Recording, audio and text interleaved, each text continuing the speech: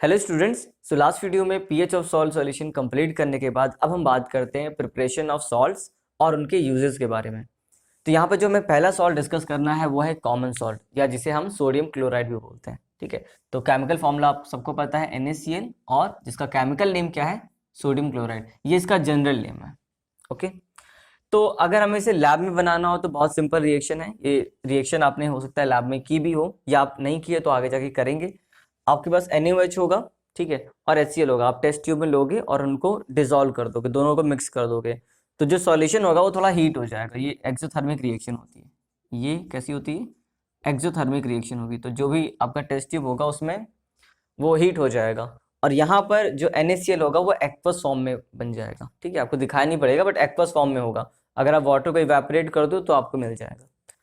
ठीक है, तो ये आपका लेबोरेटरी प्रिपरेशन मेथड है। बट हम NaCl को कभी भी इस मेथड से इंडस्ट्रियल लेवल पे नहीं बनाते, क्योंकि NaCl बहुत कॉमन सॉल्ट है और बहुत घरों में यूज़ भी होता है, तो इसलिए हम इसे इस तरीके से कभी नहीं बनाते। और इसका एक रीज़न ये भी है कि ये नेचर में पहले से ही इतना ज़्यादा अमाउंट में प्रेजेंट है, तो हमें केवल इसको रिफाइन करना है वहाँ से। ठीक है, तो यहाँ मैंने वही बात लिखी है, sodium chloride is never made by this method, क्योंकि ये लेबोरेटरी मैथड है सिर्फ। Because sodium chloride is present in nature in abundance, बहुत सारा प्रेजेंट है ओशियंस में, अंडरग्राउंड डिपॉजिट में। हमें केवल वहां से उसको निकाल कर रिफाइन करना है।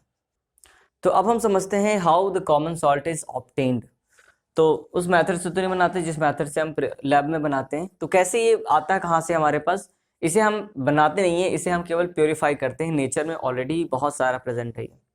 तो देखिए, दो सोर्सेस है, मेजर सोर्सेस हैं। एक तो इसका सी वाटर है और एक है फ्रॉम अंडरग्राउंड डिपॉजिट्स। ठीक है, तो दोनों से ही हमें बस निकालना होता है सॉल्ट, और वहां पर बस उसे प्योरीफाई करना होता है। तो देखिए, sea water contains many dissolve salt. अच्छा, मैनी डिजॉल्व सॉल्ट से मतलब है कि यहाँ पर ऐसा नहीं कि सी वाटर में सिर्फ NaCl ही प्रेजेंट होता है। NaCl के अलावा बहुत सारे सॉल्ट होते हैं। जैसे अगर हम सी वाटर का किसी कोई सैंपल ले लें, तो सी वाटर में 3.5% जो एक जनरल है, अब एरिया टू एरिया अलग हो सकता है। जैसे डेड सी है, वहाँ पर तो बहुत ज़्यादा कंसनट्रेशन है सॉल्ट की। तो जनरली जो सी वाटर में जो कंसनट्रेशन होता है सॉल्ट का वो 3.5 होता है। अब इस 3.5 में सारे सॉल्ट होते हैं, लेकिन जो सबसे ज़्यादा प्रेजेंट होता है वो NaCl होता है। मतलब अप्रॉक्सीमेट 2.7 से 2.9% तक केवल NaCl होता है, और जो बाकी बचा हुआ होता है वो अदर सॉल्ट हो जाता है। ठीक है, तो इसीलिए यहाँ पे लिखा हुआ है many dissolve salt in it. ठीक है, but the major salt present in sea water is common salt. ठीक है, जिसका फॉर्मूला होता है NaCl।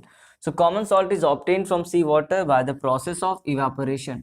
ठीक है, मतलब उसके वाटर को लिया जाता है, या वहाँ पे कहीं से कलेक्ट कर लिया जाता है, और वहाँ पर उसको इवेपोरेट होने के लिए छोड़ दिया जाता है। तो इवेपोरेट हो जाता है, और जो सॉल्ट बच जाता है, क्योंकि सॉल्ट तो इवेपोरेट होगा नहीं, वाटर इवेपोरेट हो जाएगा। दिस कॉमन सॉल्ट, अब जो बचा हुआ रेसिड्यू होगा उसको क्या किया जाता है? This common salt is impure. Impure तो होगा ही, क्योंकि वाटर गया है, बाकी सारे सॉल्ट तो उसी में होंगे। तो because it has many other salt dissolve in it, और हमें उसकी ज़रूरत नहीं है। ठीक है, तो क्या करना पड़ता है? उसे इंडस्ट्रीज़ में भेजा जाता है, और वहाँ पर इंडस्ट्रीज़ उसे प्योर कर देती हैं। ठीक है, बहुत तरीके से प्योरिफिकेशन के मेथड होते हैं। वो प्योरिफिकेशन के मेथड हमें हायर क्लासेस में पढ़ने, अभी हमारा वो टॉपिक नहीं है। So then it is purified to obtain pure common salt. ठीक है, सिंपल है, समझ गए होंगे आप। फ्रॉम अंडरग्राउंड डिपॉजिट, इसमें भी क्या होता है, यहाँ पर जो सॉल्ट होता है वो डिजॉल्व फॉर्म में नहीं होता, यहाँ पर क्रिस्टल्स के फॉर्म में मिलता है, और इसे माइन किया जाता है। जैसे कोल माइंस होती हैं, वैसे ही इनके भी माइंस होते हैं, वहां से इसको निकाला जाता है। सो यहाँ पर लिखा भी हुआ है the large crystals of common salt found in underground deposits are called rock salt. इसे क्या बोलते हैं? इसे हम बोलते हैं रॉक सॉल्ट। ठीक है, so it is usually brown due to impurities की वजह से ब्राउन होता है ये generally, due to presence of impurities in it. ठीक है, so it is mined from the underground deposit just like coal. जैसे कोल माइंस होते हैं वैसे इनके भी माइंस होते हैं। It is also purified to obtain pure common salt. इसको भी हम लोग उसी मैथड से प्योर करते हैं जिस मैथड से हम यहाँ पर जिस मैथड से हम यहाँ पर प्योर करते हैं, वही मैथड हम यहाँ भी यूज करते हैं। अब हम देखते हैं यूजेस ऑफ कॉमन सॉल्ट्स। तो यहाँ पर मैंने कुछ यूजेस लिखे हुए हैं जो कि आपको पता भी होंगे कुछ, और कुछ आपको नए समझने हैं। जैसे देखिए, it is used as a raw material. Raw material मतलब होता है किसी भी चीज़ को बनाने के लिए जो इनिशियल हमें जो चाहिए होता है, इनिशियली जो मटेरियल चाहिए होता है, तो ये रॉ मटेरियल की तरह भी यूज़ होता है कई सारे कंपाउंड्स को बनाने के लिए, कई सारे एलिमेंट्स को बनाने के लिए। For making a large number of useful chemicals such as, जैसे कि देखिए NaOH, H2, Cl2, ये एलिमेंट्स भी बन सकते हैं इससे, HCl, और भी कई तरीके के कंपाउंड्स या एलिमेंट्स इससे हम बना सकते हैं, ठीक है।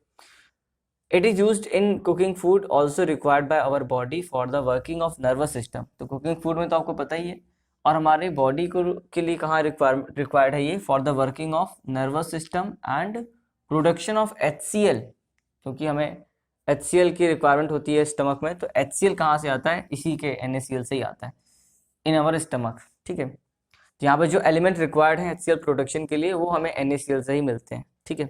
So it is useful as preservatives in food stuffs, preservative की तरह भी यूज़ होता है, ठीक है, पिकल्स वगैरह में, लाइक पिकल्स, ठीक है।